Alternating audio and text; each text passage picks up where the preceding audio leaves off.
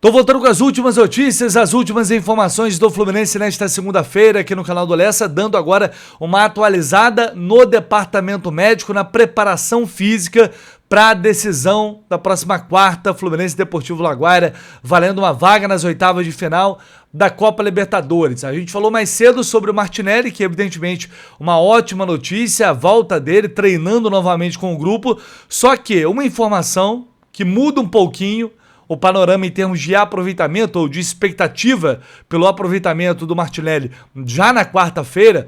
O Pedro Brandão do Lance informou mais cedo que ele chegou a participar de parte da atividade da última sexta-feira.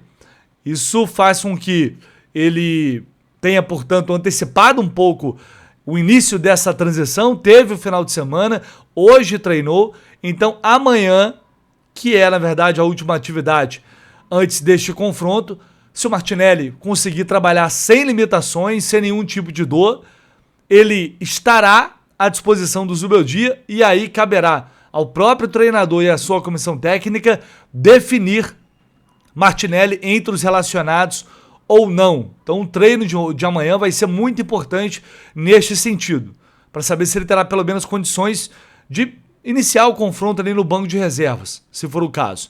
Mas a realidade, a maior possibilidade é realmente para o final de semana para enfrentar o Cruzeiro. Ainda assim, não dá para cravar porque ele está sendo avaliado dia a dia pelo departamento médico. Departamento de fisioterapia, enfim, todo mundo que está ali fazendo parte desse processo de recuperação do Martinelli. Então é claro que dá uma esperança, mas vamos aguardar a atividade desta terça, no CT, para a gente confirmar ou não se o Martinelli vai para o jogo. Tomara que sim, porque só o fato dele estar no banco já seria, de alguma forma, algo muito positivo. Um jogo que promete ter o seu grau de tensão elevado, mais de 36 mil ingressos já vendidos para Fluminense e Deportivo Laguaira. Então é claro que, mais uma vez, a pressão, acho até que, em termos de pressão, nesse jogo ela vai ser maior ainda do que foi contra o Bolívar, porque ali estava todo mundo num clima de vamos pra cima, empurrar o time, fazer 2-3-0. Agora é um jogo em que qualquer resultado é apenas uma mera obrigação que o Fluminense tem que cumprir, que é garantir essa vitória simples, e aí a gente vai depender de um tropeço do Bolívar, como a gente já sabe, diante do Independiente Rivadavia. E para esse jogo eu queria fazer, eu sei que provavelmente não vai adiantar de absolutamente nada, mas eu queria fazer um apelo ao Luiz Zubeldia. Ninguém aguenta mais essas águas do Zubeldia. Ninguém aguenta mais a quantidade de falhas que os jogadores vêm cometendo. Terão pela frente uma equipe limitada tecnicamente, que numa situação normal a gente espera um Fluminense dominando o jogo, um Fluminense jogando para frente, pressionando, né? De novo, isso é o mínimo. Numa situação normal, esse sistema defensivo tende a ser menos exigido do que na maioria dos jogos, levando em consideração que o Laguaira obviamente vai vir para o Maracanã para se defender e tentar ali escapar no contra-ataque. Então, diante disso, por que, com a lesão do Ignacio, que não deve ficar à disposição, por que não dar uma oportunidade novamente para o Davi Schunit, para um jovem que ano passado, quando teve chance, jogou bem? Por que o James vai continuar jogando e falhando? Assim como já aconteceu várias e várias vezes com o Freitas, e o Midian praticamente não jogou com a camisa do Fluminense. Por que esse garoto não pode ter uma chance, já que aparentemente o Igor Rabelo não serve? Não serve para ninguém, muito menos para o Zubeldia. Será que é pedir demais? Ah, mas aí, Lessa, um jogo decisivo, jogo importante, vai colocar um garoto na fogueira? Não. Não, isso não é fogueira. Vencer o Fluminense não pode, em hipótese alguma, cogitar não vencer esse jogo porque vai jogar esse ou aquele zagueiro. A questão é que esses caras estão falhando continuamente em todos os jogos. O fato do Davi entrar ali num jogo em que o sistema defensivo, de novo, numa situação de normalidade, de projeção que você faz para o confronto, não entra na minha cabeça porque o garoto, mesmo o jogo sendo muito importante, ele não poderia ganhar uma chance, ganhar uma oportunidade, se quem está jogando não dá uma resposta positiva, muito pelo contrário, falha e prejudica o time. Uma zaga que levou 13 gols em jogadas de bola parada nesses últimos jogos. pegando Libertadores, Campeonato Brasileiro e Copa do Brasil. A gente viu o drama que foi contra o Mirassol. Uma bizarrice, ninguém consegue cortar uma bola na área. E não sei se o Davi iria entrar, jogaria muito bem, daria contra o regado, e até mesmo vale para o Igor Rabelo, que é um cara que a gente nem sabe se tem condição ou não, de fato, de ter um mínimo de sequência. Pode ser que nenhum consiga resolver o problema, que o problema seja além deles. O problema seja a ausência de um jogador de alto nível, que a gente deveria ter e não tem, que é responsabilidade e culpa da diretoria. Mas acho que uma mudança é o mínimo que deveria ser feito diante de tantas e sucessivas falhas que essa zaga vem cometendo. Vai acontecer? Não acho, não acredito.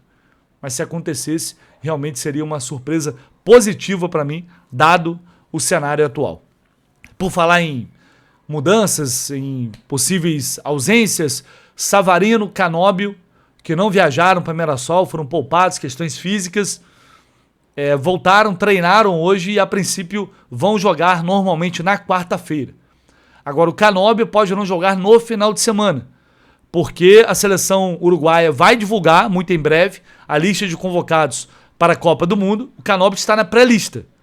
Ele sendo convocado, começou inclusive hoje o prazo de liberação dos jogadores para o início da preparação para a Copa do Mundo. Só que há um entendimento ali que, caso o clube esteja envolvido em jogos importantes, esse prazo pode passar de hoje, no caso ele vai de hoje até o dia 30, ou seja, pode ser reapresentado depois. Seria o caso do Canóbio jogar quarta-feira e aí ele já viajaria imediatamente para defender a seleção uruguaia e começar a preparação para a Copa do Mundo, caso ele seja confirmado. Tá? Então é uma possibilidade, como a gente sabe, está nessa pré-lista brigando por uma vaga. Vamos aguardar para ver, e aí ele seria um desfalque, lembrando que para o outro jogo, o Cruzeiro, o Fluminense já não vai ter Zubeldia, Nonato e Freitas, todos eles suspensos. Eu sei que muita gente vai dizer que não são desfalques, são reforços, mas aí a avaliação de cada um é apenas uma informação, tá?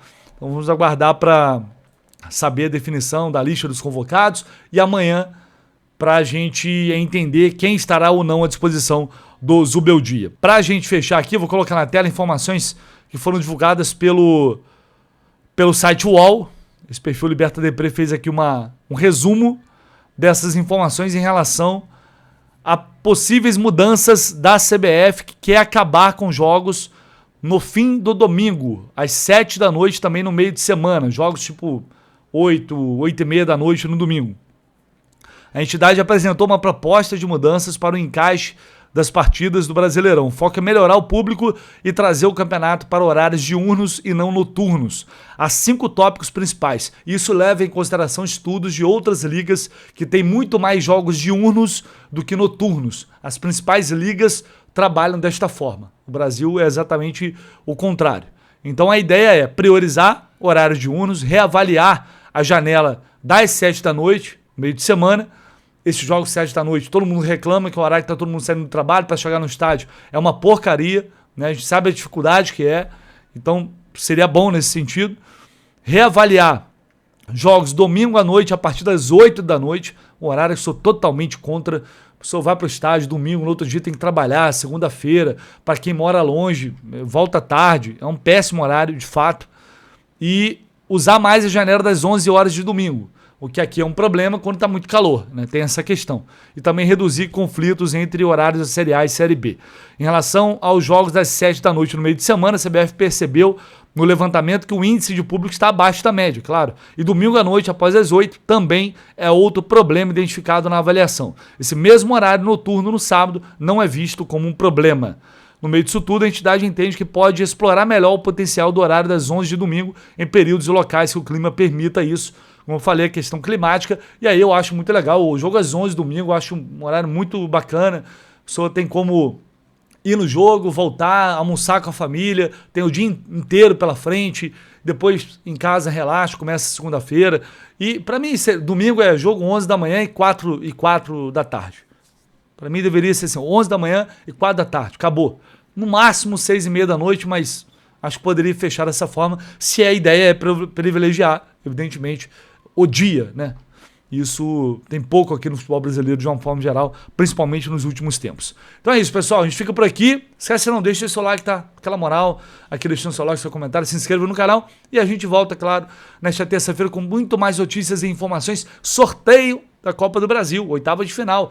Terça-feira você vai acompanhar aqui no canal do Leste a partir das 10h30 da manhã, no Jornada. Vamos conhecer o adversário do Fluminense na próxima fase. Um abraço, tamo junto, valeu!